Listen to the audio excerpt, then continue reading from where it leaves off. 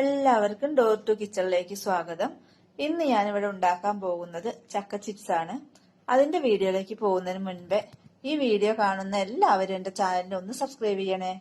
ഇനി നമുക്ക് ചിപ്സ് എങ്ങനെ ഉണ്ടാക്കുന്നത് നോക്കാം. ചക്കച്ചുള വറക്കാൻ വേണ്ടിയിട്ട് ഞാൻ ചക്ക ചുളപ്പറച്ച് വെച്ചിട്ടുണ്ട്. അതിന്റെ രണ്ട് സൈഡ് ഒന്ന് കട്ട് ചെയ്തെടുക്കണം. ഇതേപോലെ കട്ട് ചെയ്തെടുക്കാം. ഈ കട്ട് ചെയ്തെടുക്കണ ഭാഗം നമുക്ക് കറി വെക്കാനും എടുക്കാം കേട്ടോ. അതിനു വേണ്ടിയിട്ടാണ് ഞാനിപ്പോ ഇത് അരിയുന്നത്. ഇതേപോലെ രണ്ട് സൈഡ് ഞാൻ കട്ട് ചെയ്തെടുത്തിട്ടുണ്ട്. കുറച്ച് കൂടുതൽ ചക്ക എടുത്തിട്ടുണ്ട് ഞാന്.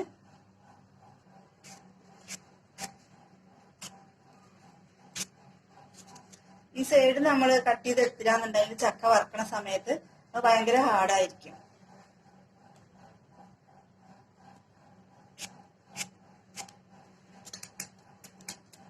ഇതേപോലെ ഈ പാടി നമുക്ക് വറുത്തെടുക്കാൻ പറ്റുന്നതാണ്. ആ പാട വറക്കണത് ഞാൻ പിന്നൊരു ദിവസം കാണിക്കണ്ട്.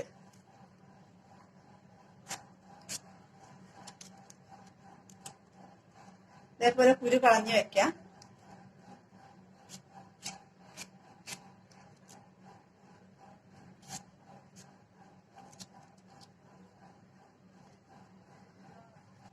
ഇപ്പൊ നമുക്ക് വറക്കാൻ ആവശ്യമുള്ള ചക്ക ഞാൻ ചുളയുടെ രണ്ട് സൈഡ് ഞാൻ അരിഞ്ഞെടുത്തിട്ടുണ്ട്.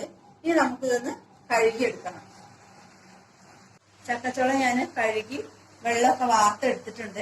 ഇനി നമുക്കിത് വറക്കാൻ പാകത്തിന് അരിഞ്ഞെടുക്കാം. ചക്ക വറക്കാൻ വേണ്ടി നമ്മൾ അരിയണ സമയത്ത് ഒരുപാട് കനം കൂട്ടി അരിഞ്ഞെടുക്കരുത്. കനം കുറച്ച് വേണം അരിഞ്ഞെടുക്കാൻ. നോക്കൂ, ഇതേ വലുപ്പത്തിലാണ് അരിഞ്ഞെടുക്കുന്നത്.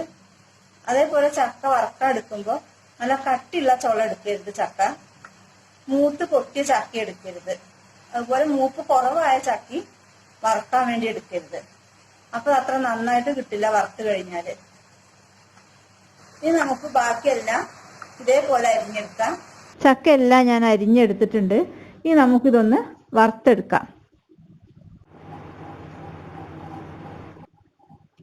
ചീനച്ചട്ടി ചൂടായിട്ടുണ്ട്. നമുക്ക് ചക്ക വറക്കാനുള്ള എണ്ണ ഒഴിച്ചു കൊടുക്കാം.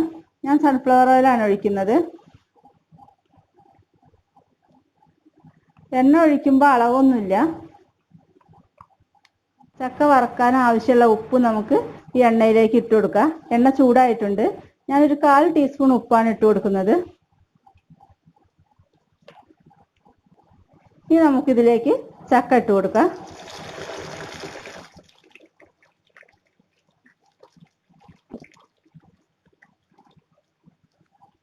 ഇനി നമുക്ക് ഈ ചക്കയൊന്ന് ഇളക്കി കൊടുക്കാം. ചക്ക ഇടുന്ന സമയത്ത് ഇളക്കി കൊടുക്കേണ്ട ആവശ്യമില്ല. ഞാൻ ആ ഹൈ ഫ്ലെയിമിൽ വെച്ചിട്ടാണ് ചക്ക വറുത്തെടുക്കുന്നത്.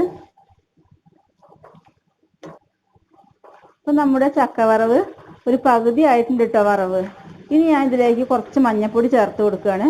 ഒരു 1/4 ടീസ്പൂൺ മഞ്ഞൾപ്പൊടിയാണ് ചേർക്കുന്നത്. ചക്ക നല്ല കളറുള്ള ചക്കയാണെന്നുണ്ടെങ്കിൽ അതിലേക്ക് മഞ്ഞൾപ്പൊടി ചേർക്കേണ്ട ആവശ്യമില്ല. ഇത് കളറ് കുറവാണ് ചക്ക, അതുകൊണ്ടാണ് ഞാൻ മഞ്ഞൾപ്പൊടി ചേർക്കുന്നത്.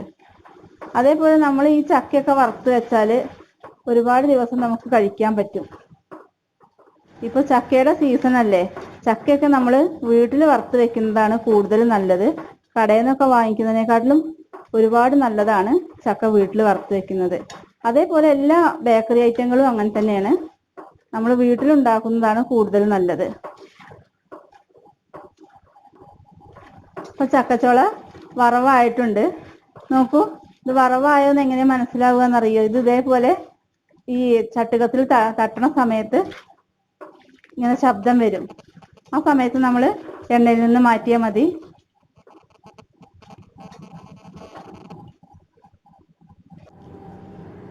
പൊട്ടിക്കുമ്പോൾ ഇതേപോലെ പൊട്ടും വറവായ ചക്ക. ഇതേപോലെ ഒരു പേപ്പർ വെച്ചിട്ട് ഒരു പാത്രത്തിലേക്ക് നമുക്ക് ഇത് മാറ്റാം. ഇനി നമുക്ക് രണ്ടാമത്തെ പ്രാവശ്യം വറക്കുന്നതിനും ഞാൻ ഇതിലേക്ക് ഉപ്പിട്ട് കൊടുക്കുകയാണ്. ഈ ചക്ക ഇതിലേക്ക് ഇട്ട് കൊടുക്കാം. ഇങ്ങനെ കുറേശ്ശെ ആയിട്ട് നമുക്ക് ചക്ക വറുത്തെടുക്കാം. കുറച്ച് വലിയ ചീനച്ചട്ടി അതേപോലെ കുറച്ച് കൂടുതൽ എണ്ണയൊക്കെ ഒഴിക്കുകയാണെന്നുണ്ടെങ്കിൽ കുറച്ച് കൂടുതൽ ചക്കയൊക്കെ വറുത്തെടുക്കാം കേട്ടോ. ഞാൻ കുറച്ച് ചെറിയ ചീനച്ചട്ടിയാണ് വെച്ചിട്ടുള്ളത്. ഇതും വറവായി തുടങ്ങിയിട്ടുണ്ട്. ഇനി ഇതിലേക്ക് മഞ്ഞൾപ്പൊടി ചേർത്ത് കൊടുക്കാം.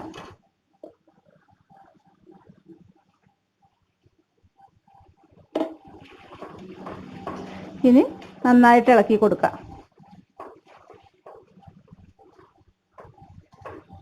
ഇതും വറവായിട്ടുണ്ട്.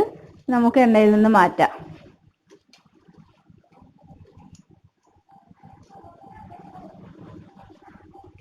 ചക്ക ശരിക്കും വറവായിട്ടില്ല എന്നുണ്ടെങ്കിൽ നമ്മൾ വറവൊക്കെ കഴിഞ്ഞ് കുറച്ച് സമയം കഴിയുമ്പോഴേക്കും ചക്ക തണുത്ത് പോവും, ക്രിസ്പി ആയിട്ട് ഇരിക്കില്ല.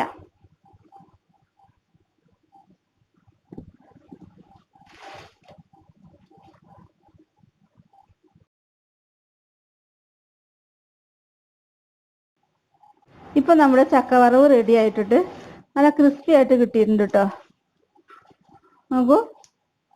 ഈ വീഡിയോ നിങ്ങൾക്ക് ഇഷ്ടപ്പെടുകയാണെങ്കിൽ എല്ലാവരും ഒന്ന് സബ്സ്ക്രൈബ് ചെയ്യണേ.